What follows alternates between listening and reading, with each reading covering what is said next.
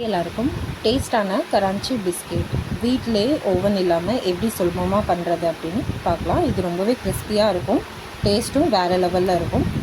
So எப்படி பண்ணுறதுன்னு பார்க்கலாம். ஃபஸ்ட் டைம் பார்க்குறீங்கன்னா நம்ம சேனலை சப்ஸ்கிரைப் பண்ணிவிட்டு பெல் ஐக்கானாலையும் கிளிக் பண்ணிக்கோங்க.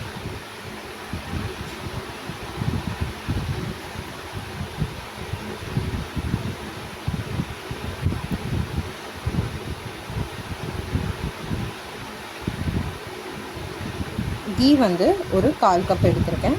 அது வந்து மெல்ட் ஆகி இருக்கக்கூடாது, கொஞ்சம் ஃப்ரிட்ஜில் வச்சுட்டு 1 ஹவர் வச்சுட்டு அதுக்கப்புறமா ஆட் பண்ணிக்கலாம். அப்போ கரெக்டான டெக்ஸ்சரில் இருக்கும்.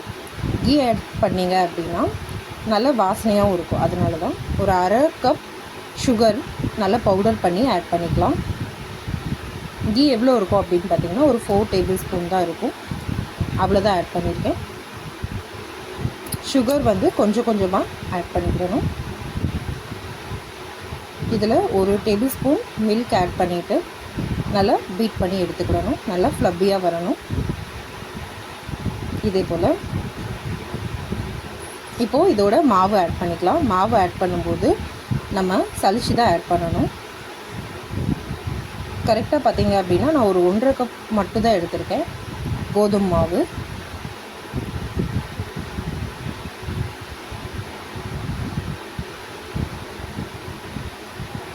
ஒரு 1/2 கப் கஸ்டர்ட் பவுடர் எடுத்திருக்கேன்.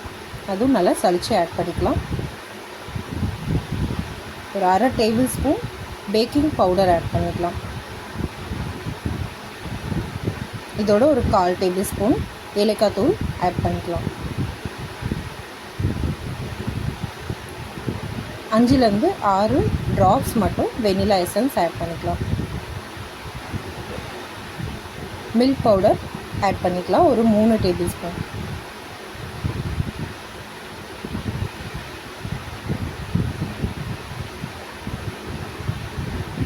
இப்போது எல்லாமே நல்லா கலந்து விட்டுடலாம்.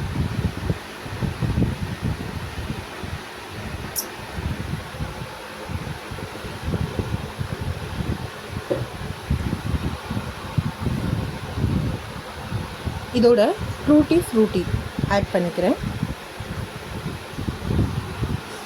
காஜு ஆட் பண்ணிக்கிறேன். பாதாம் ஆட் பண்ணிக்கிறேன். எல்லாம் கட் பண்ணி ஆட் பண்ணிவிட்டு காஜு பாதாம் இப்போ எல்லாமே நல்லா மிக்ஸ் பண்ணி விட்டுடலாம். இதோட இப்போது ஒரு 2 டேபிள் ஸ்பூன் மில்க் ஆட் பண்ணிக்கலாம். நல்லா மிக்ஸ் பண்ணி விட்டுட்டு அதுக்கப்புறமா தேவைப்பட்டால் மட்டும் மறுபடியும் ஒரு 2 டேபிள் ஸ்பூன் ஆட் பண்ணிக்கலாம்.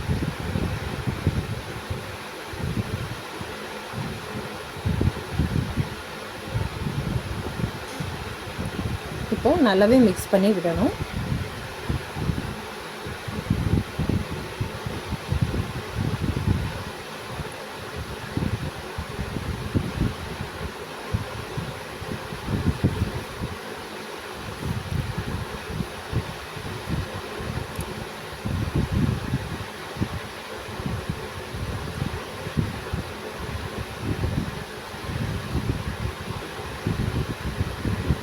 ஒரு கவர் வச்சுட்டு அதில் வந்து நம்ம இதை நல்லா சாஃப்ட் பண்ணிவிட்டு எல்லாம் பேக் பண்ணி வச்சிடணும்.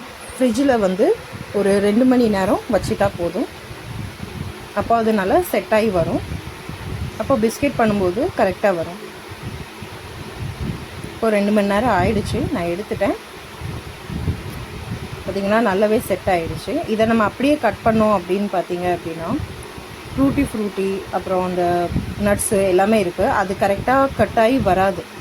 அதனால் நம்ம கொஞ்சம் கொஞ்சமாக எடுத்துகிட்டு கையிலே நம்ம என்ன ஷேப் வேணுமோ அந்த ஷேப்புக்கு நம்ம பிஸ்கெட்டை பண்ணிடலாம்.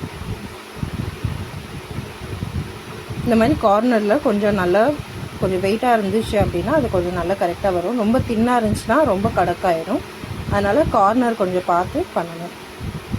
இப்போது வந்து கொஞ்சம் கீ கொஞ்சமாக பால் எடுத்துகிட்டு அதை நல்லா மிக்ஸ் பண்ணிவிட்டு இது மேலே ஆட் பண்ணி விட்டுட்டு நட்ஸ் எல்லாம் வச்சுக்கலாம்.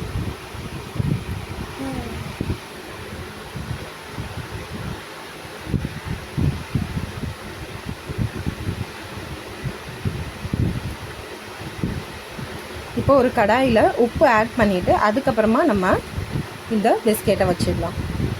மூடி வச்சிடலாம் ஒரு பிளேட்டில். அடுப்பு பார்த்திங்கன்னா இந்த மாதிரி லோ ஃப்ளேமில் தான் இருக்கணும்.